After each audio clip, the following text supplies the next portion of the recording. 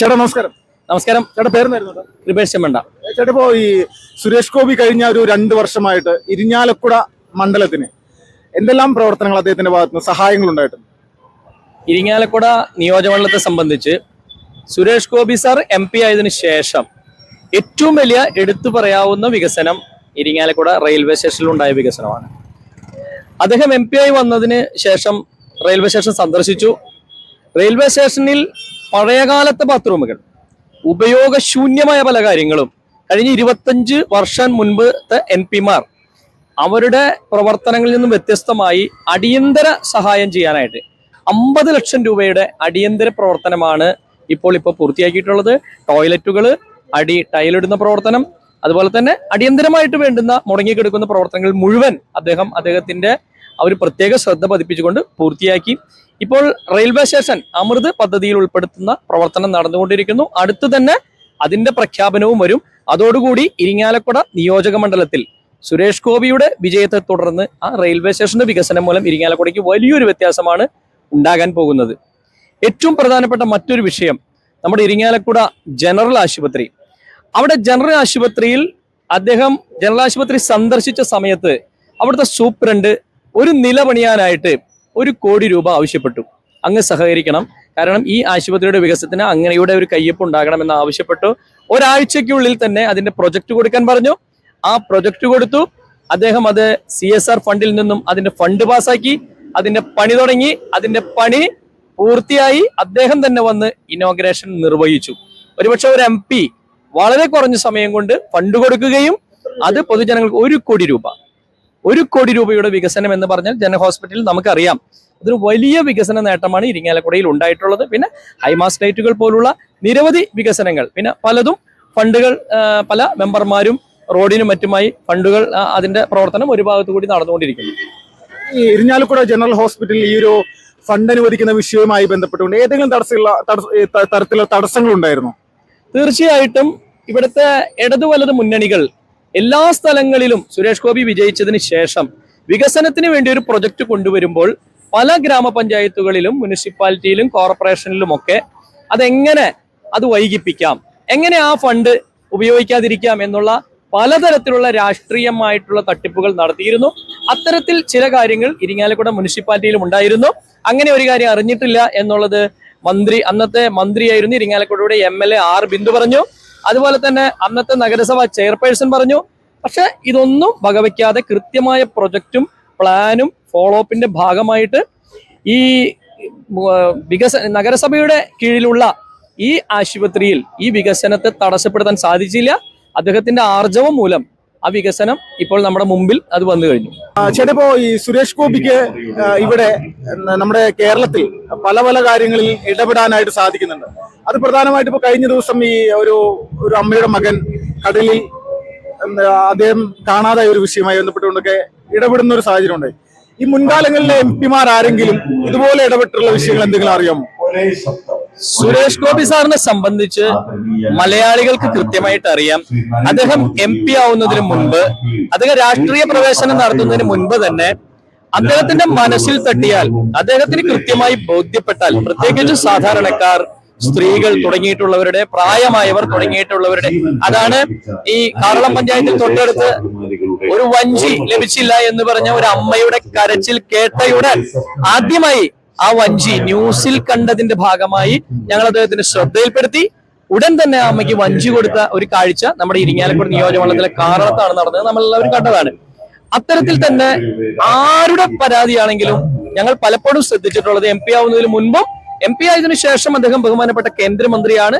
ആ നിലയ്ക്കുള്ള അദ്ദേഹത്തിന്റെ സ്വാധീനം കൂടി ഉപയോഗിച്ചുകൊണ്ട് വളരെ പെട്ടെന്ന് പ്രധാനമന്ത്രിയെ വിളിക്കേണ്ട കാര്യമാണെങ്കിൽ അങ്ങനെ വിളിച്ചുകൊണ്ട്, ഇനി വിദേശ രാജ്യങ്ങളിലെ ബന്ധപ്പെടലാണെങ്കിൽ അങ്ങനെ അത് ഫാസ്റ്റ് ആയിട്ട് നടത്തിക്കൊണ്ട് അതിന് നിലപാടെടുക്കുകയും അതിന്റെ പരിഹാരം കാണുകയും ചെയ്യുന്നതായിട്ടാണ് നമുക്ക് അദ്ദേഹത്തിന്റെ പ്രവർത്തനങ്ങളിൽ നിന്ന് നിരവധി സംഭവങ്ങൾ, അങ്ങിപ്പോ സൂചിപ്പിച്ച പോലുള്ള നിരവധി സംഭവങ്ങൾ നമുക്ക് ശ്രദ്ധയിൽപ്പെടുത്താനായിട്ട് സാധിക്കും.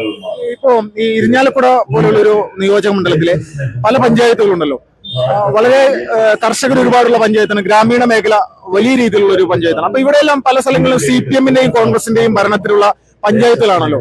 അപ്പൊ ഇവരുടെ ഏതെങ്കിലും തരത്തിലുള്ള സഹായങ്ങൾ അല്ലെങ്കിൽ സുരേഷ് ഗോപി ചെയ്യുന്ന കാര്യങ്ങൾക്ക് തടസ്സം നിൽക്കാതെ പോസിറ്റീവ് ആകുന്ന ഏതെങ്കിലും പഞ്ചായത്തുകൾ ഉണ്ട് എന്ന് തോന്നുന്നുണ്ടോ?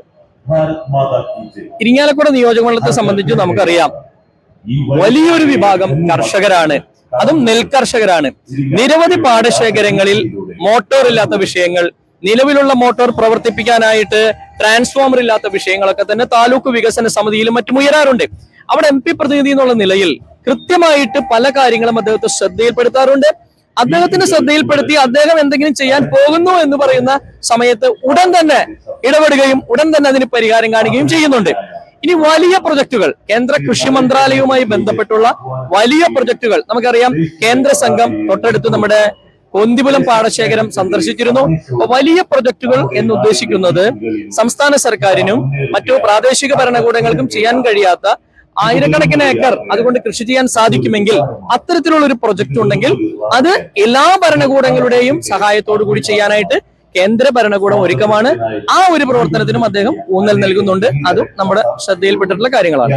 ഇപ്പോ സുരേഷ് ഗോപിയെ സംബന്ധിച്ച് അദ്ദേഹത്തിന്റെ പുറകെ നടക്കുന്ന ഒരുപാട് ആളുകളുണ്ടായിരുന്നു ഈ കഴിഞ്ഞ കുറച്ച് നാളുകളായിട്ട്, മാധ്യമ പ്രവർത്തകരെല്ലാം. ഈ അടുത്ത കാലത്തായിട്ട് അതൊന്ന് ഫ്രീ ആയിട്ടുണ്ട്. അദ്ദേഹത്തിന്റെ പുറകെ അധികം പോകുന്നില്ല. എന്തായിരിക്കാം കാരണം?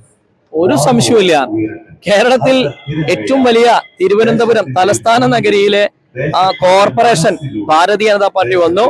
VV രാജേഷേട്ടൻ എന്ന് പറയുന്ന അവിടുത്തെ ബഹുമാനപ്പെട്ട മേയർ ചെയ്തുകൊണ്ടിരിക്കുന്ന വിപ്ലവകരമായ പ്രവർത്തനങ്ങൾ നാം കാണുന്നു. അപ്പൊ മാധ്യമങ്ങളും അതുപോലെ ഇന്ത്യ സഖ്യവും എല്ലാം ഇപ്പോൾ അത്ഭുതകരം എന്ന് പറയട്ടെ, സുരേഷ് ഗോപിയെ വിട്ട് ഇപ്പോൾ തിരുവനന്തപുരത്താണ് എന്നുള്ളതാണ് അതിന് ഒരു ഉദാഹരണമായിട്ട് സൂചിപ്പിക്കാനുള്ളത്. സോഷ്യൽ മീഡിയ വഴി സുരേഷ് ഗോപിയെ നെഗറ്റീവ് ആക്കാൻ വേണ്ടി ഒരുപാട് ശ്രമങ്ങൾ കഴിഞ്ഞ ഒരുപാട് നാളുകളായിട്ട് നടന്നു പോരുന്നുണ്ട്. അപ്പോൾ ഇപ്പോഴും പല ആളുകളും സോഷ്യൽ മീഡിയ വഴി അദ്ദേഹത്തെ ഇങ്ങനെ അപമാനിക്കുന്ന തരത്തിലേക്ക്, കളിയാക്കുന്ന തരത്തിലേക്കൊക്കെ ഇങ്ങനെ സംസാരിക്കുന്നുണ്ട്. സാധാരണക്കാരായിട്ടുള്ള ജനങ്ങളിടയിൽ അതൊരു നെഗറ്റീവായി മാറുന്നുണ്ട് ഏതെങ്കിലും ഒരു സാഹചര്യത്തിൽ? സോഷ്യൽ മീഡിയ എല്ലാത്തരം ജനങ്ങളിലും വളരെ വലിയ സ്വാധീനം ചെലുത്തിക്കൊണ്ടിരിക്കുന്ന ഒരു കാലഘട്ടത്തിലൂടെയാണ് നാം എല്ലാം യാത്ര ചെയ്യുന്നത്. സ്വാഭാവികമായിട്ടും സുരേഷ് ഗോപി എന്ന് പറയുന്ന മനുഷ്യ സ്നേഹി ഒരു നമ്മൾ സാധാരണ ഭാഷയിൽ പറഞ്ഞാൽ ഒരു തനി രാഷ്ട്രീയക്കാരനല്ല. അദ്ദേഹം ഓരോ കാര്യങ്ങളെയും അഭിമുഖീകരിക്കുന്നത്, പ്രത്യേകിച്ച് അദ്ദേഹത്തിന് ഒരു അപേക്ഷ കിട്ടിക്കഴിഞ്ഞാൽ അദ്ദേഹം അപേക്ഷ നോക്കുന്നു, അദ്ദേഹം പറയുന്നു ഇത് എനിക്കല്ല തരേണ്ടത്, ഇത് സംസ്ഥാന മുഖ്യമന്ത്രിക്ക് കൊടുക്കണം. ഇപ്പൊ കരുവന്നൂരിൽ വന്ന സമയത്ത് അദ്ദേഹത്തിന് അപേക്ഷ കൊടുക്കുന്നു. സംസ്ഥാന സഹകരണ ബാങ്ക്, സംസ്ഥാന വകുപ്പിന്റെ ആ ചുമതലയിലുള്ള ഒരു ബാങ്കിലെ പണം ഇവിടെ തന്നെ ഭരിക്കുന്ന അതിന്റെ സർക്കാരിന്റെ പല പിന്തുണയോടുകൂടി അവിടുത്തെ തന്നെ കൊള്ളക്കാരി കട്ടെടുത്ത കാര്യത്തിൽ സുരേഷ് ഗോപി എങ്ങനെ പരാതി സ്വീകരിക്കും? എങ്ങനെയാണ് കേന്ദ്രത്തിന് ഇടപെടൽ നടത്താൻ സാധിക്കുക? അപ്പൊ ആ വിഷയത്തിൽ പോലും നമുക്കറിയാം 6-7 ജീവനുകൾ അപഹരിക്കപ്പെട്ടു. 18-ാം പ്രതി ഇവിടുത്തെ കമ്മ്യൂണിസ്റ്റ് മാർക്സിസ്റ്റ് പാർട്ടി തന്നെയായിട്ടുള്ള ഒരു കേസാണ്. അത്യപൂർവമായ ഒരു കേസിൽ അദ്ദേഹത്തെ കാണുമ്പോൾ പരാതി കൊടുപ്പിക്കുന്നു. അദ്ദേഹം പറയുന്നത് എനിക്കല്ല തരേണ്ടത്, മുഖ്യമന്ത്രിക്ക് കൊടുക്കുമെന്ന് പറയുന്നു. അപ്പൊ അതൊരു ട്രോളാക്കുന്നു. പക്ഷെ അതൊരു 3-4 ദിവസം കഴിഞ്ഞാൽ അതിന്റെ യാഥാർത്ഥ്യം മനസ്സിലാക്കുന്നു. അദ്ദേഹം ക്ഷോഭിക്കേണ്ട സമയത്ത് ക്ഷോഭിക്കും, ചിരിക്കേണ്ട സമയത്ത് ചിരിക്കും. ഒരു സാധാരണ മനുഷ്യൻ എല്ലാവരെയും ചേർത്ത് പിടിച്ചുകൊണ്ട് സാധാരണക്കാരെയും വമ്പൻ പദ്ധതികൾ തൃശ്ശൂര് റെയിൽവേ സ്റ്റേഷൻ വിമാനത്താവളത്തിന് സമാനമായി നവീകരിക്കുന്നതടക്കമുള്ള എണ്ണിയാലൊടങ്ങാത്ത പദ്ധതികൾക്കാണ് അദ്ദേഹം നേതൃത്വം കൊടുത്തുകൊണ്ടിരിക്കുന്നത്. അതുകൊണ്ട് സോഷ്യൽ മീഡിയയിൽ ജനങ്ങൾ ഇന്ന് നെല്ലും പതിരും വേർതിരിച്ചറിയാനുള്ള കഴിവ് ജനങ്ങൾക്കുണ്ട്. അതുകൊണ്ട് അദ്ദേഹത്തിന് ഒരുപക്ഷെ എനിക്ക് തോന്നുന്നു കൂടുതൽ ഇമേജ് അദ്ദേഹത്തിന് ഉണ്ടായിക്കൊണ്ടിരിക്കുന്നു എന്നാണ് എനിക്ക് പലപ്പോഴും പല സംഭവങ്ങളെ നിരീക്ഷിക്കുമ്പോഴും തോന്നിയിട്ടുള്ളത്. വളരെ നന്ദിയായിട്ട് ഒരു സമയത്ത് പ്രതികരിച്ചു.